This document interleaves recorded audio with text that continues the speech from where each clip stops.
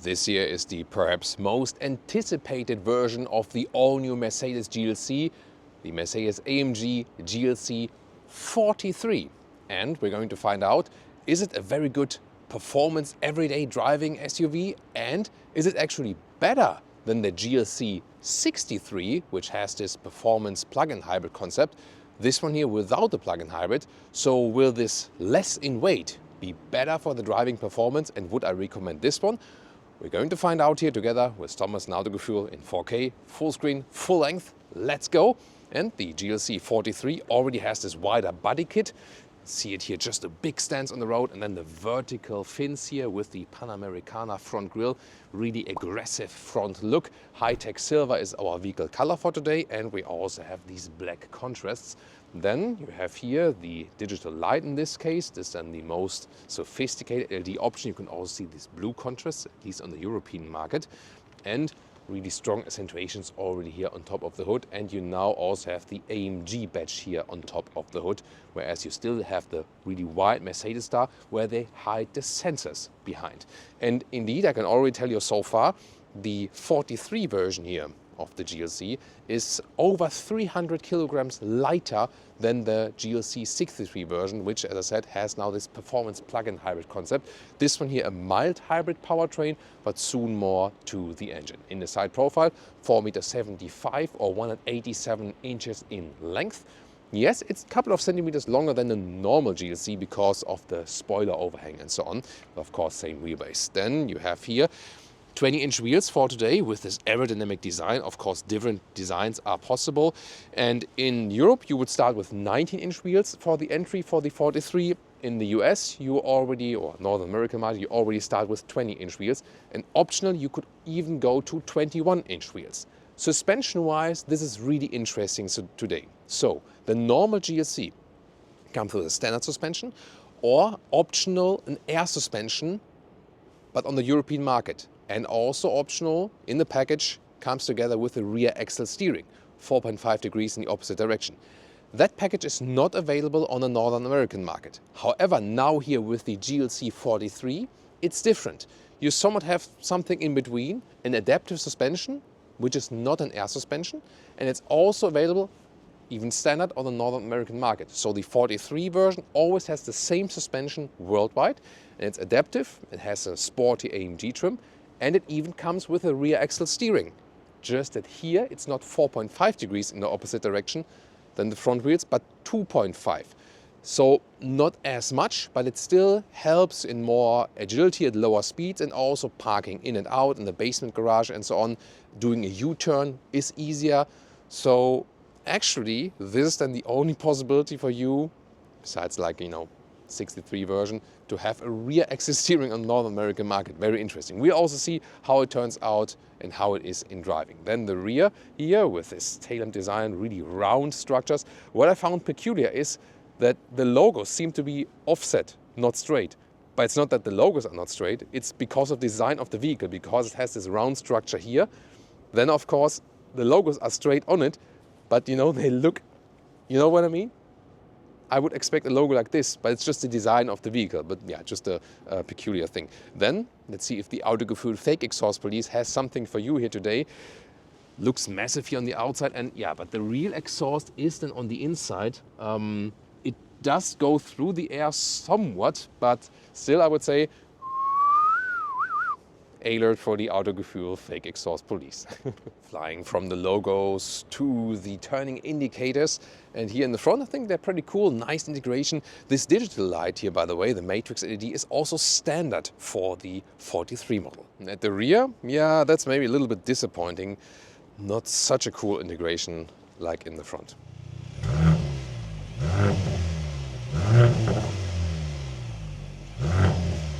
Interesting that underload here, yes, it's a 2-liter 4-cylinder engine. No 6-cylinder here anymore for the 43 model. Interesting dome strut here, pretty cool, right? Yeah, it's still like an AMG tuned engine. In this case then here 420 horsepower roundabout, mild hybrid system, so you have some electric boost and also recuperation possibilities. And the acceleration figure is at 4.8 seconds. For the 63 it would be 3.5 seconds. So yes, the 63 is quicker, but then the highest peak is only when the battery is at a certain status, and then the question is if you like accelerate a couple of times, you know, in succession and so on. But this one always has like a constant power output. And as I said, 335 kilograms lighter than the 63 model. So I'm really anxious to see how it plays out. The all-wheel drive distribution, by the way, is 30/70, so a strong rear-wheel bias. This is the key fob, really heavy, nice quality, and door closing sound. Also solid like that. Nice. Yeah, that's the car nerd stuff, right? Then inside of the doors, everything covered. Also a nice integration of the ambient lighting. However, a lot of high gloss black use, and there's no real cover here at the inside of the doors, just some rubber pad.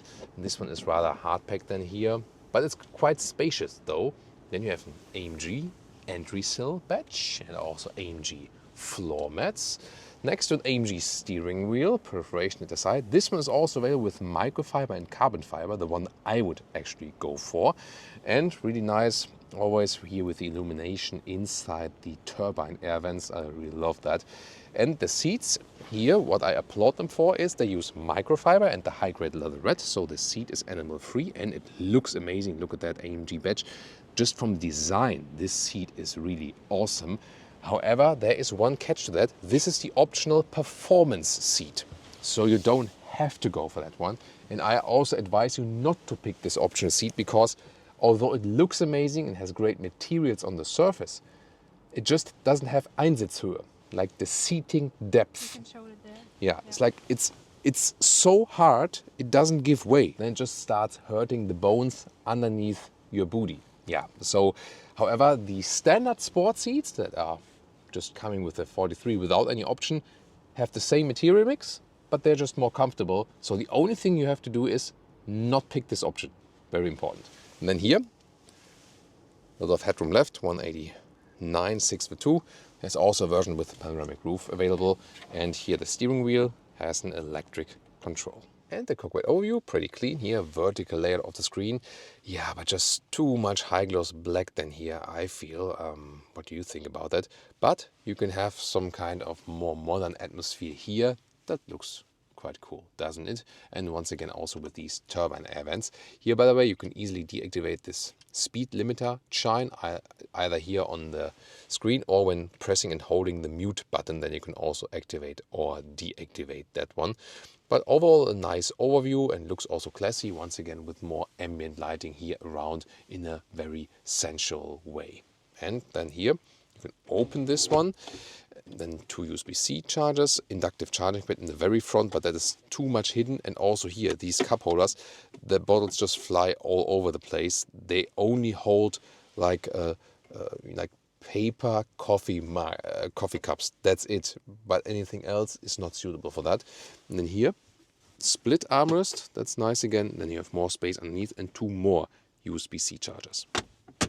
Oh, and these shifting pedals here, they are actually pretty nice. I also give a good feedback. AMG specific gauges here at the steering wheel. Oh, for example, for the exhaust sound. There's also transporting in the interior, then also suspension settings and so on. And on the other side, you can easily switch the driving modes also while driving. So that's pretty cool. Steering wheel itself has a good grip. Just here, hashtag capacitive controls on the steering wheel. So these are all capacitive. In the digital instruments, you can also pick different views. Here for the AMG versions, you can also pick extra sporty designs. And the screen, I do prefer physical dials, of course, for the AC. However, for a touchscreen solution, at least it's good in like the visibility.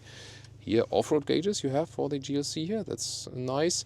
And since it's an AMG, you also have specific performance gauges. So you can also watch the engine there in action here with the suspension, but also engine, for example. Then you can see how you rev it up. Ooh. Rear seats, first of all, the door here covered. So far, so good. A lot of high gloss black here again, though.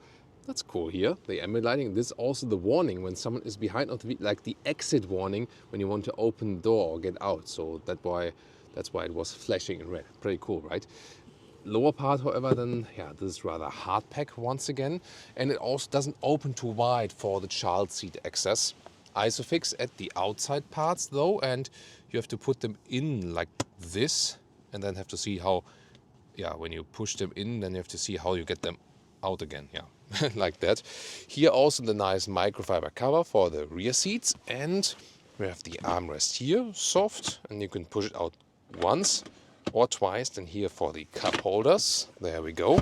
And then, well, these are the performance seats. And it seems that they do not benefit the rear legroom. On the contrary, I think we had more legroom with the normal seats in GLC. Pretty certain about that. So this one here costs legroom. Wow, it's interesting because they are stiff and slim on the front side, but they are still voluminous on the back side. That is astonishing. So yeah, this is another reason not to go for these performance seats indeed. Wow. And here, the headroom, that's no problem. 189, 62. Yeah, this leaves a lot of headroom left. And the comfort in the rear is, I would say, better than in the front. Yeah, and you got that here. This is how a seat should also be, a little bit plusher than in the front. So yeah, definitely here you would prefer the rear seating position. Trunk or boot at 620 liters. That's actually an advantage to the 63, which is only at 470 liters. Here the cover on the top. Then here there's just like an additional cover. You don't have to use that one. And then underneath, actually, a lot of space. That's where the liter figure also comes from. And the shopping basket, because yeah, we always forget to get all the bags. And then we're just somewhere, and then we want to go shopping, and then we don't have any bags with us. So that's maybe a German problem, I don't know. But here we always have the basket. Then here, you see here the width here is easily 1 meter or 40 inches. It's even wider, so that's really good. More like 1 meter and 10 or 43 inches. And then here the length is also approximately 1 meter or 40 inches, and good height here, 73 centimeters or 29 inches. Also interesting that this one here is still available as the Coupe version, GLC Coupe. And you just have a little bit compromise here in the trunk and in the height, whereas the X3 will not be available as the X4 anymore. Also interesting to know. And what is cool with the GLC here, you always have this great remote unlocking right here and here. So that's a really, really good process. Look at that, how flawless that is. And folds easily, very flat like that, and supposed to be like that. And then here the length is about 1 meter 85 or 73 inches. That looks strange, right? But it's because I want to show you two features. First of all, I was criticizing in the latest GLC review that you cannot adjust the rear bench, which is true from a passenger perspective. Like while sitting, it's not really possible. But you can adjust it in a way that there is this cargo position here. When you put this one here up, like that, there we go. Then it is actually steeper, not that comfortable to sit. Here, by the way, also nice how the seat goes back and forward automatically. But this is, you have a little bit more cargo length than in the upper part. So yeah, there you can see the difference. And here, once again, when I fold this one here, look at that seat here. So that's really cool, right? Nice mechanism. And of course, here at the same side, I can also put in this cargo position right here. And here, to fold the seats, it's also easier when you put the rear seat belt here in this small hole, then you have it here at the side. Here you can see the difference then when you have just a little bit more length here in the top part.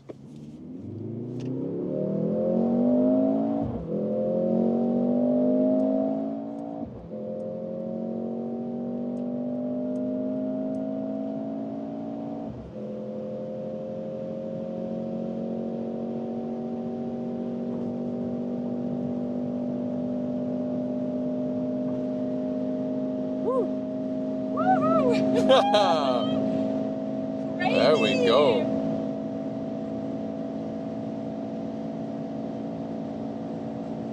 Okay.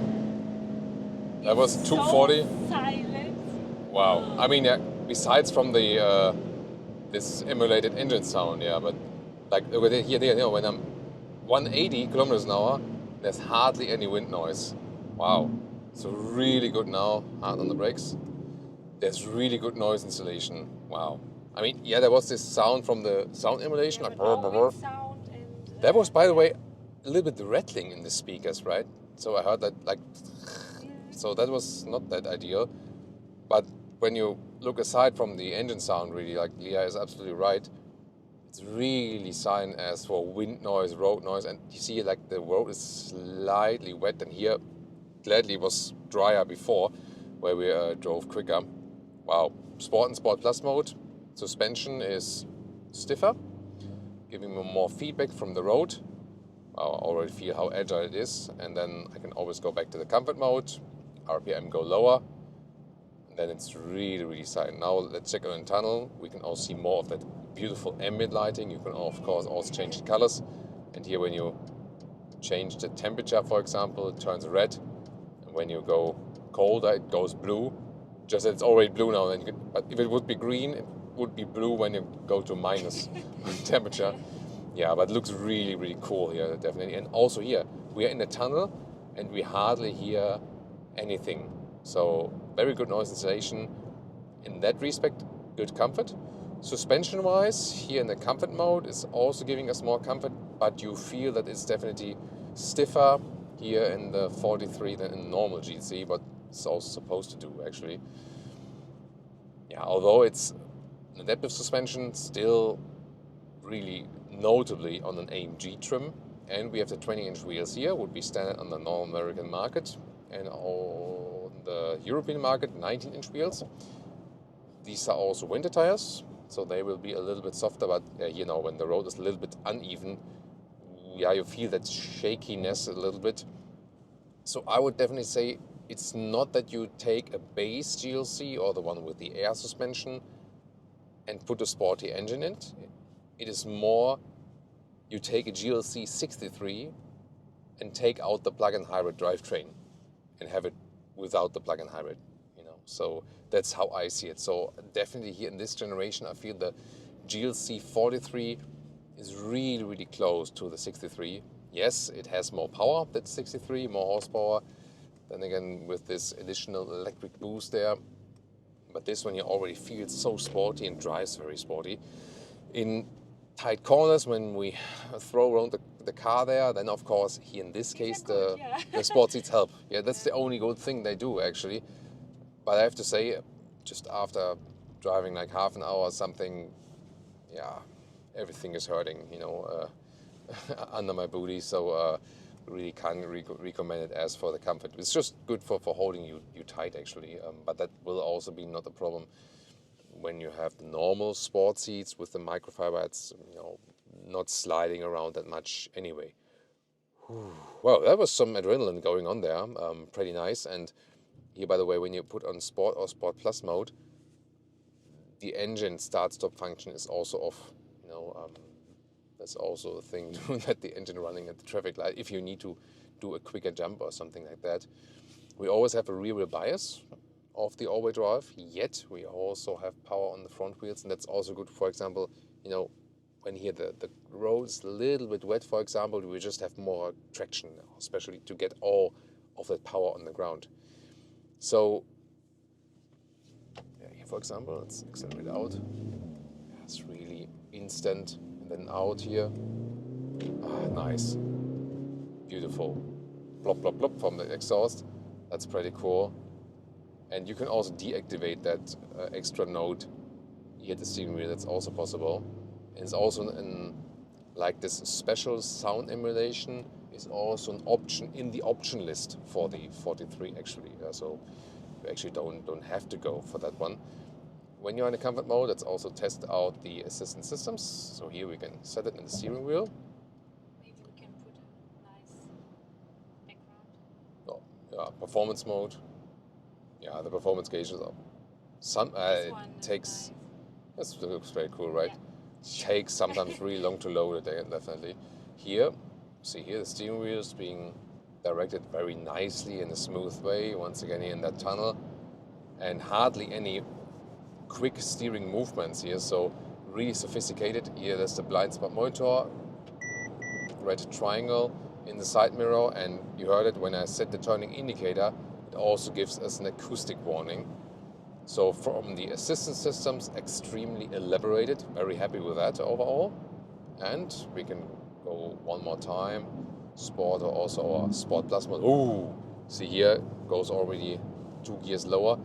And then we can accelerate out one more time if we are already at speed. Let's go.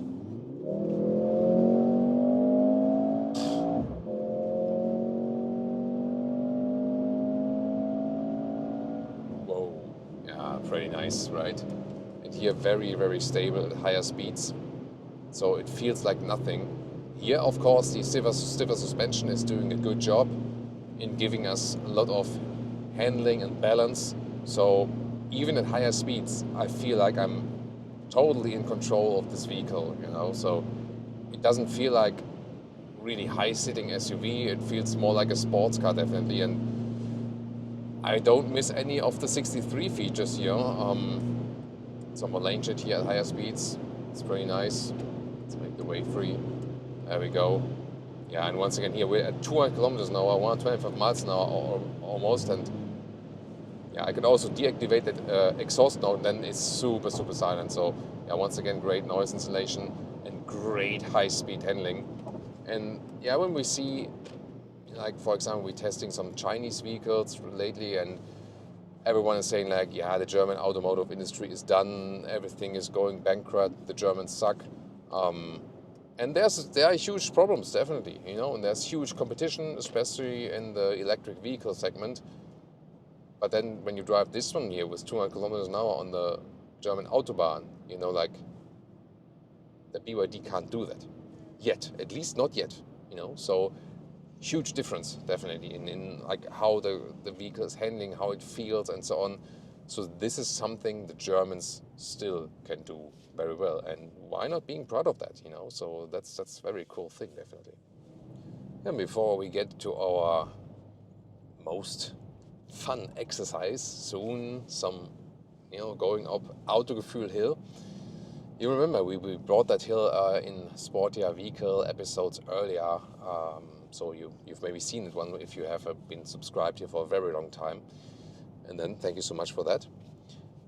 Before that, some comments here: normal countryside driving, a little bit slower driving, really relaxed, very calm. Here, of course, the stiffer suspension then doesn't play the most favorable role in the seats neither, here the performance seats. And also we're driving with an open cover in the trunk. Like not the trunk itself, I mean like just like the cover above the luggage. 200 with open front. 200 with open front, yeah. That's what we do. And the reason is now everything is silent because like this slider is open. But when the slider is closed, it goes like blop, blop, blop, blop, blop, blop, blop, like all time. And it's like, what is it? Is there something that, no, it was not like a suitcase in the trunk or something like that.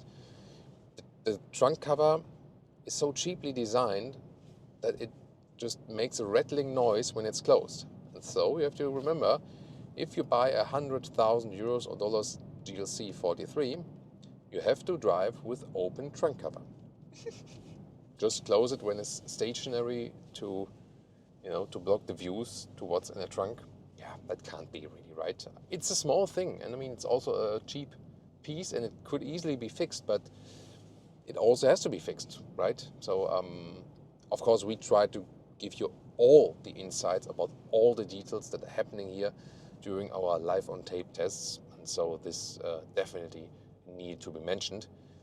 However, now there's the part coming up that I was looking most forward to. And here we go. Nice steering here, super smooth. All-wheel drive with rear bias, you feel that? Really beautiful. Let's turn off that sound emulation, it just goes on my nerves. I can show you the difference when I'm accelerating. There we go, next corner. It's beautiful handling. So really, really great in handling. And also if you do some like left, right, and so on, super precise. And yeah, who would have thought that? Oh, look at that. W123, beautiful vehicle. There we go. I would have thought that I especially applaud Mercedes for the steering, you know. They used to be a little bit like laggy in the steering in like 5 years ago or something. But now really, really great, precise steering work. And this is so much fun driving these corners here.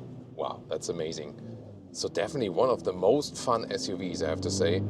Accelerating out here, and you know, hear the difference? It's like, or not. So I leave this extra emulation off, definitely. Can also use the shifting pedals myself to be in a lower gear, for example. Also here then shift down myself before this really tight corner. Beautiful, so much fun. The shifting pedals you can really hammer in. Next right. Wow, this handles like a sports car. Amazing. So this is like the discipline for that vehicle here. It's so sporty, and yeah, I'm not missing anything from the 63. I'm really enjoying that we have less weight here, definitely. Leah? Yep. Fun factor? Yes. Leah's thumb Leah goes up. thumbs. Yeah, and when Leah is not getting sick or something at all, can you show your face that it's still... Yay! That's beautiful. Your face, of course, and, and the driving of that vehicle here. Wow. And as for pricing on the North American market, it starts just below 70,000 dollars, but goes spec'd above $80,000. On the European market, for example, Germany, it already starts above 80,000 euros, and spec goes well over 90,000 euros. So you can also spec a 100K vehicle for that. So yes, it's a very expensive one. However, depending on the configuration, still 20 to 35,000 less expensive than a GLC 63. So yes, I think it is a better choice than the 63. It's lighter, it's less expensive, and from the exterior and from the technology, you more or less get the same tech. Some things that 63 still has. Quicker acceleration and also a special anti-tilt control and so on. But most features are already included here in the 43 model. So I think it's, yeah, in a way, the better choice. So what do you think? And you can now also compare the 63. It was also a pretty cool review. And also the comparison review, X3 against GLC in the normal specs.